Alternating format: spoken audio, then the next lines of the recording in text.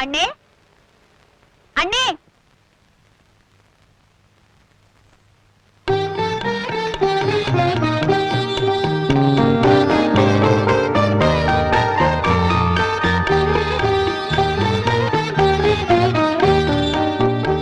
என்னன்னு இப்படி பாக்குற? இப்ப உன்னை பார்த்தா இந்த மாரிமுத்தோட தங்கச்சி மாதிரி இல்ல, பெரிய சினிமா ஸ்டார் மாதிரி இருக்க. உனக்கு எப்பவுமே கிண்டல் தான். ஆமா, என்னமா இது? சாப்பாடு. அது தெரியுது, யாருக்குன்னு கேட்டேன். அவருக்குதான். உன் புருஷனுக்கா? அவன் தான் காலையில மில்லுக்கு போகும்போதே மத்தியானம் சாப்பாடு கையோட எடுத்துட்டு போயிடுவானே, இன்னைக்கு என்ன புதுசா இருக்கு? அது அது அவர் மறந்துட்டு போயிட்டாருன்னு ஆத்து மீனை கொண்டு வந்து தெருவில் வித்தாங்களா, அவருக்கு பிடிக்க மீன் வாங்கி சமைச்சேனா, அதான் அப்படியே கொண்டு போய் குடுத்துட்டு வந்துடலாமே. நீ வெக்கப்படுறத பார்த்தா இது வெறும் சாப்பாட்டு விவகாரமா மட்டும் தெரியல. சரி சரி போ. இந்தமா மச்சான் மில்லுக்கு லீவ் போட்டுட்டு சினிமா இனிமா கூப்பிட்டா கண்ட படத்துக்கு போயிடாத, நல்ல பக்தி படமா பாத்து போ. என்ன? சரிண்ணே, சின்ன வீடுன்னு ஒரு பக்தி படம் வந்திருக்கு, அதுக்கே போறோம். என்னது சின்ன வீடா?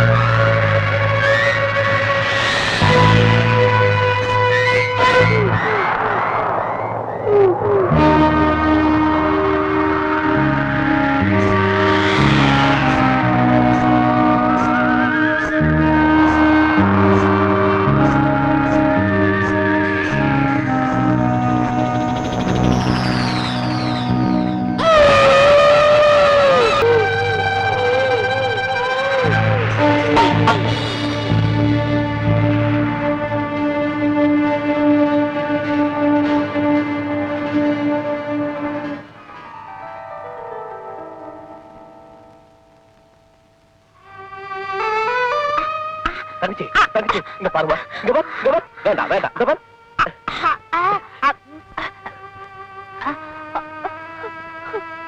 நான் சொல்றது கேளுமா.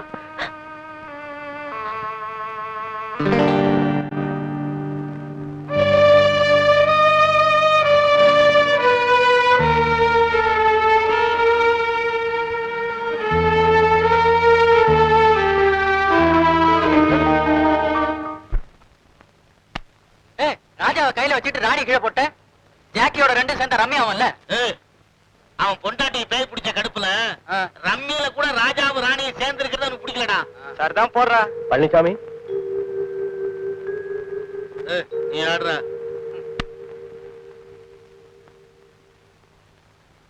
பழனிசாமி, கற்பகத்தை நீ வந்து பார்த்து எவ்வளவு நாளாச்சு. மனநிலை சரியில்லாம இருக்கிற இந்த நேரத்திலையும் அவளுக்கு ஓ நினைவு மட்டும் எப்போ இருந்துகிட்டே இருக்கு. மன்னிக்கணும், எனக்கு கற்பகங்கிற மனைவி இருந்தது உண்மைதான். ஆனா அவளை என் மனசால விவாகரத்து பண்ணி ரொம்ப நாளாச்சு. பழனிசாமி, என்னப்பா இப்படி ஒரே அடியா உறவு முறிச்சு பேசுற? ஒரு நாளாவது ஒரு சந்தோஷத்துக்காக வாழ்ந்தவன் என் தங்கச்சிங்கிறது ஞாபகத்தில் இருக்கட்டும். அதுக்காக பிறந்ததுல இருந்தே இந்த உடம்போட ஒட்டி இருக்கிற கைகாலுக்கே ஒண்ணுன்னா வெட்டி எரிஞ்சிடறோம். என்னமோ பாதியில வந்த பொண்டாட்டியை பத்தி பெருசா பேச வந்துட்டியே. மாரிமுத்து, அவளை என் தாரமா ஏத்துக்க தயாரா இருக்கேன், ஆனா பாரமா ஏத்துக்க முடியாது.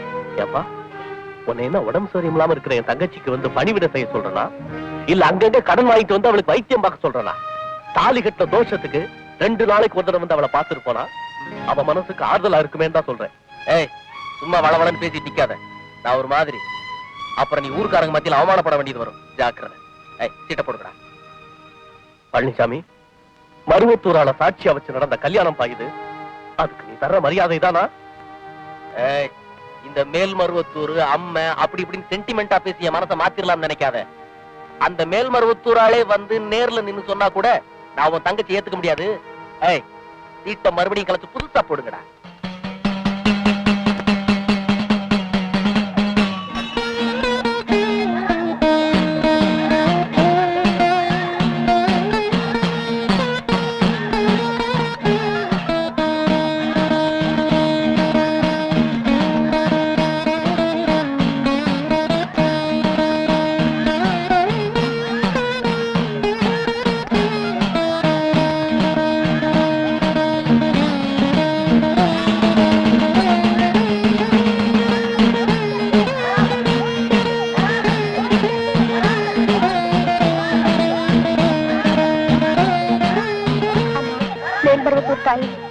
என்னோட இந்த காணிக்கையை நீ மனசார ஏத்துக்கணும்.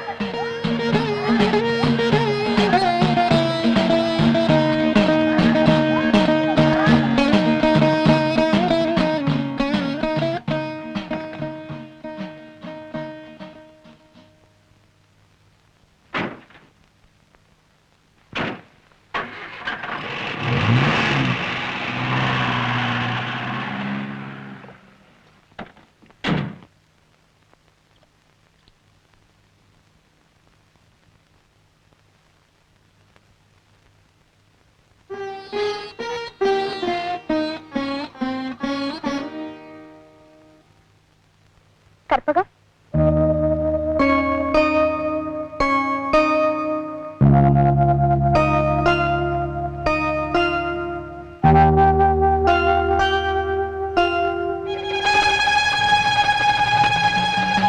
என்ன கற்பகம் அப்படி பாக்குற?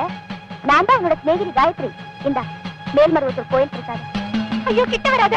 இந்த குங்குமத்தை பார்த்தா என் உடம்புல எரியுது. கிட்ட வராத, கிட்ட வராத. தங்கச்சி, ஆத்திரப்படாதீங்க. அவளுக்குள்ள இருக்கிற தீய சக்திய இந்த குங்கும பிரசாதம் தீயா சுடுது. அவ என்ன பண்ணுவா? கவலைப்படாதீங்க. கற்பகத்துக்கு நல்ல வாழ்க்கை அமையணும்னு அந்த மேல்மருவத்தூர் அம்மன் சந்நிதியில கையேந்தி பிச்சை எடுத்து கோயில்ல காணிக்கையா செலுத்திட்டு வந்திருக்கேன். அம்மா கற்பகத்தை நிச்சயம் குணப்படுத்திடுவா. நீங்க என் தங்கச்சிக்கு ஒரு சாதாரண சிநேகிதின்னு தான் நினைச்சேன். ஆனா நீங்க அவ மேல வச்சிருக்க அன்பு ஒரு தாய்க்கு மேலானது. மேல்மருவத்தூர் கோயில்ல அதர்வனக்காளி சன்னிதானம் இருக்கு. அதை வணங்குறவங்களுக்கு பேய், பிசாசு, பில்லி, சூன்யம் போன்ற தீய சக்திகள்ல இருந்து விடுதலை கிடைக்குங்கிறது அனுபவபூர்வமான உண்மை. கற்பகத்தை அங்க கூட்டிட்டு போனா நிச்சயம் குணமாயிடுங்க.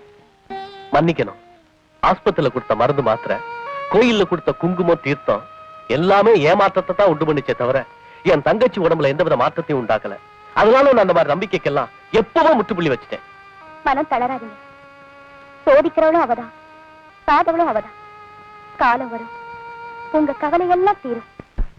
வாங்கின கடனை கொடுக்க வக்கில்லாதவனுக்கு கடை கல்லா ஒரு கேடு. தூக்கி வண்டியில வைடா. மாலை கீழே கொட்டாத. வீட்டுல போய் வித்துடலாம்ல. அல்றா எல்லாத்தையும் எடுடா.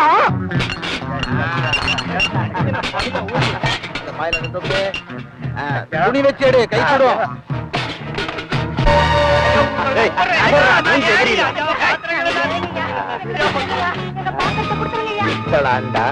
ஈய இல்லாத குண்டம். இதெல்லாம் முதல் தான் சேரும். வட்டிக்கு என்ன பண்ண போறீங்க? வேற ஒண்ணும் உள்ள உருப்படியா இல்லீங்களே. அங்க ஒரு உருப்படி இருக்கு. அவ கழுத்துல தாலி இருக்கு, அதுல தங்கம் இருக்கு.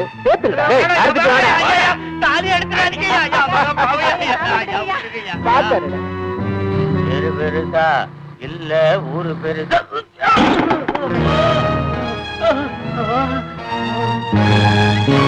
அம்மாவா? அம்மா ஏண்டா வாங்கின கடனை உங்க ஆத்தாள வந்து குடுப்பா? கம்மனாட்டி. டேய், அதை எடுத்து வண்டியில வைங்கடா. கொலகார பாவி, உழவனுக்கு ஏர் கலப்பதான் தெய்வம்னு சொல்லுவாங்க. அதை புடிக்கிட்டு போறியே, நீ நல்லா இருப்பியா? ஏய் ஐயா, ஐயா சாபம் விடுறாரு. அது உண்மையா? கடங்கார சாபம் பலிக்காது.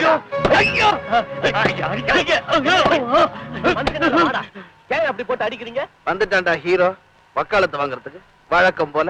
அது இருக்கட்டும். டேய், தங்கச்சிக்கு உடம்பு சரியில்லை, வைத்திய செலவுக்கு 1000 ரூபாய் வேணும்னு கடன் வாங்கினிய, எப்ப திருப்பி தர?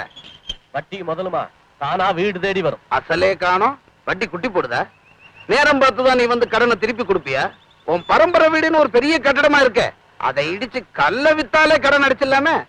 பெரியவங்க சேர்த்து வச்சுட்டு போன சொத்தை மட்டும் இல்ல, கௌரவத்தை விக்கிற புத்தி எனக்கு இல்ல. ஏய் மாறி, அடுத்த மாசம் இதே தேதியில உன் வீடு தேடி வருவேன். வாங்கின கடனை திருப்பி தரல, இந்த ராஜதுரை ராட்சச துரையா மாறிடுவேன்.